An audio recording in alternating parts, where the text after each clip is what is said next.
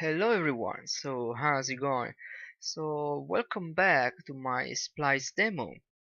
So if you've been following my channel, a couple of days ago I released a NURBS curve demo where basically I've been implementing the a NURBS curve, a basic NURBS curve in Splice, and then I actually started to using it. So the first application I did was using the parallel frame transport, which was really useful. And then the second application is basically to build like a cartoony arm all inside one node. Okay, so here I have a basic setup. It's not even a setup. Okay, who am I kidding? Just three bones. Okay, and I have those bones coming in inside the node, computing everything and just shooting out matrices for those bad guys here you see, which right now I'm drawing, but they are at the output basically of the node. So let's actually see the node and let's see how it works. Oops. Sorry, wrong shortcut. Here we go. So I have the splice node, I have three matrices input and four matrices out. Okay, so the three input matrices are, the first one is the shoulder, what can be the shoulder of the arm. The second one is this midpoint, and the third one is the elbow. Okay, so how do I use those matrices? Well, I use the first one and the last one to interpolate the rotation, to extract the twist and then interpolate the rotation, sorry. And I use the middle one to draw a curve, to interpolate control points for a curve. So in this case I just have three control points, so I'm drawing a degree 2 NURBS curve. Okay, and then I compute as many twist joint in there as many basically I have set in my number of outputs. If I say compute 10, it's gonna shoot out 10 joints basically spaced and twist properly. So let's actually see how the node works. So first of all, I have the twist working, so you see I'm actually extracting the twist. So if I'm not doing anything twist related, I'm not going to twist. So you see the twist behave quite nicely. So I can rotate like that. I get twist nice and properly, working well. So I only extract the twist, and this work really well. Okay, and since it's based on quaternions, it's going to flip at under an 80 degree.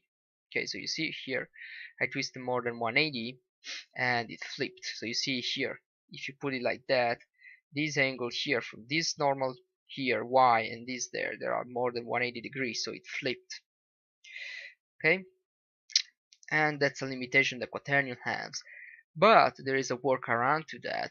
So basically, if you if instead interpolate it from the start to the end, you also interpolate uh, uh, for the middle points, you can actually add more degree of rotation. So if you have like 10 control points, you can have like 1800 degree, like crazy. Okay, so other than that, I also have the ability to attach those to a curve. So I can actually create a bendy arm, and of course you don't have to be attached to those joints, because you can actually move it around. Well, you can move around the joint itself, but actually I'm not plugging in the bones matrices. You can see they are not plugged. There is actually a constraint going to a locator, so which is actually hidden now. If I grab the locator and move it around, you see I can offset and do all the crazy stuff I want from the arm. And let's grab again the splice node, because there is just one more option basically I want to show you. Of course I can turn off the debug, because the OpenGL drawing you see just debug option. Okay, when the rig is done, basically you don't need that to see that anymore, because you're going to see the mesh deforming right away.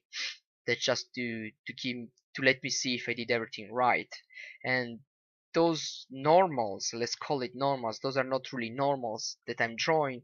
Those is the up axis, the y axis of the matrices, which has been computed on the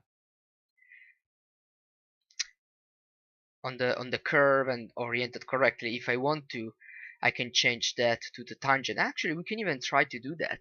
if I can find in the code where I do that.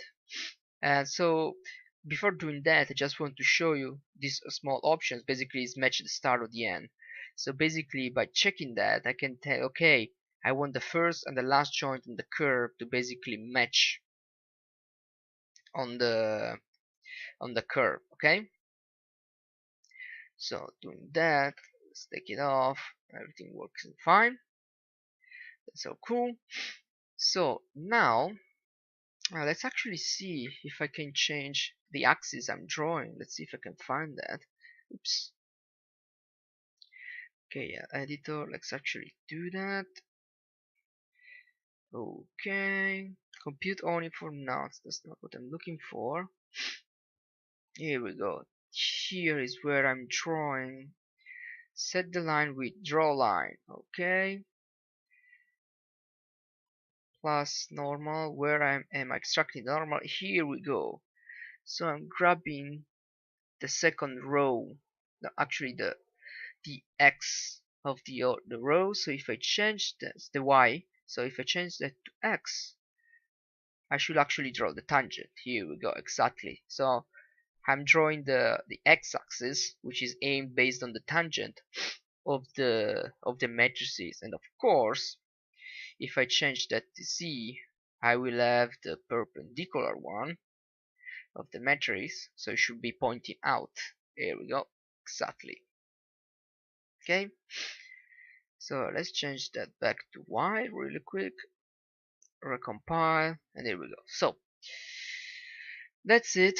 I will have to clean up the code. Still a lot of coding to do, but that's a first nice step towards a character basically based on Splice. Okay, so that's it for now, guys. Bye bye.